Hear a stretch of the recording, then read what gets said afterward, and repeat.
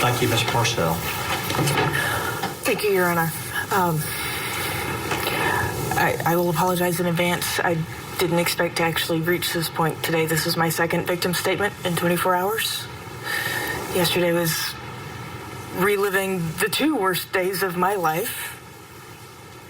Between hearing the step-by-step account of my sister's murder, Mr. Mello's 2 new charges, his bond hearing, and my niece being put into emergency protective care again. So I am exhausted, and I'm going to do my best to express myself appropriately. So with Your Honor's leniency, just give me a bit of grace. My understanding is this conversation is with you. This isn't with the defendant. This is not with counsel. This is not with the gallery. So this is a conversation with you. And I've had 3 years to try to articulate how this has impacted me, and I still have yet to find the words, and it won't happen tonight either.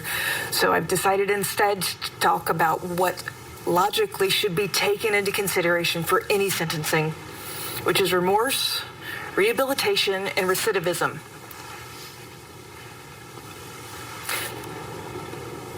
This defendant sat on that stand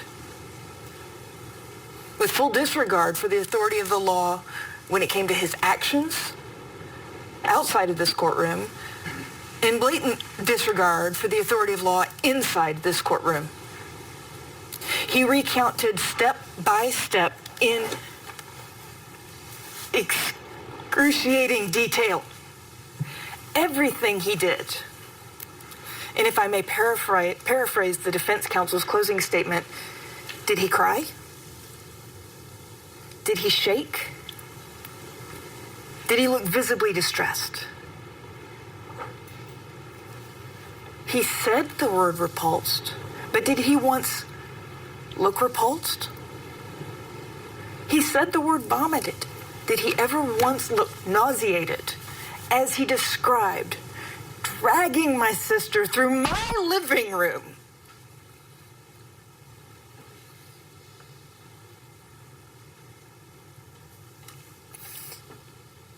Cold doesn't begin to describe the lack of emotion. And if I may be blunt, if we're going to argue somebody has to have malice and hate in their heart to be capable of murder, then one could also argue that anyone medically diagnosed as antisocial personality disorder is therefore not capable of committing murder. I think that is a logical fallacy. It is asinine. And the fact that I'm tired, I will no longer go down that, but there has been no remorse once shown by this defendant in this courtroom.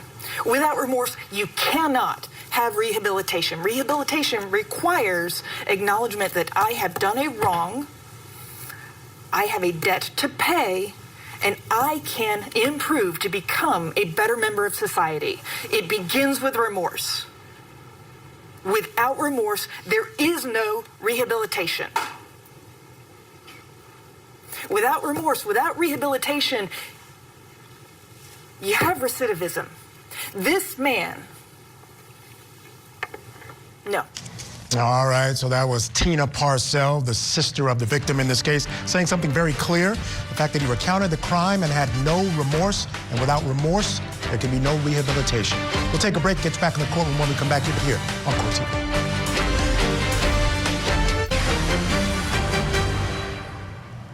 Welcome back to our special coverage of the Rose Petal Murder Trial going on in South Carolina. I'm Michael Ayala. Moments ago, Zachary Hughes was found guilty of killing Christina Parcell.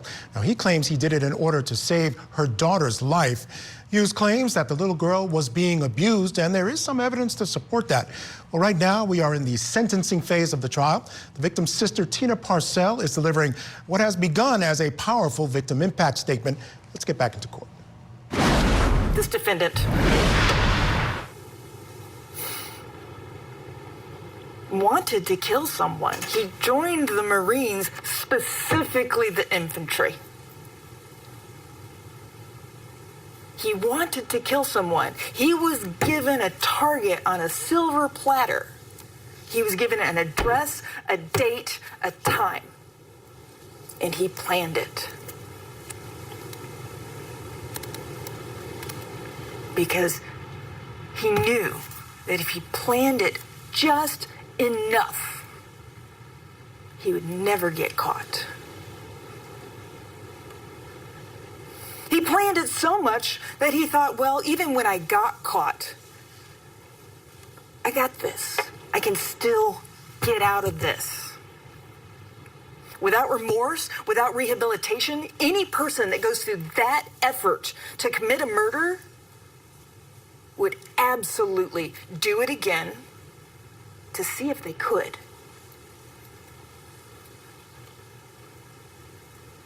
You're left with either two options. Either he is a weak, easily manipulated man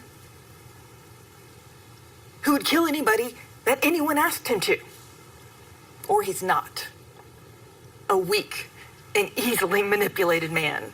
And if that's the case, then he absolutely would do this again to see if he's smart enough this time, to see if he can beat it this time, because he has shown no respect for the law of this courtroom. The only thing that I will say about this situation overall is that all of these men did nothing but use my sister. John Mello used her to create a whole new family when he had a wife and children already. Brad Post used her. This defendant used her. All of them used her for their own twisted personal gratification. He would do it again.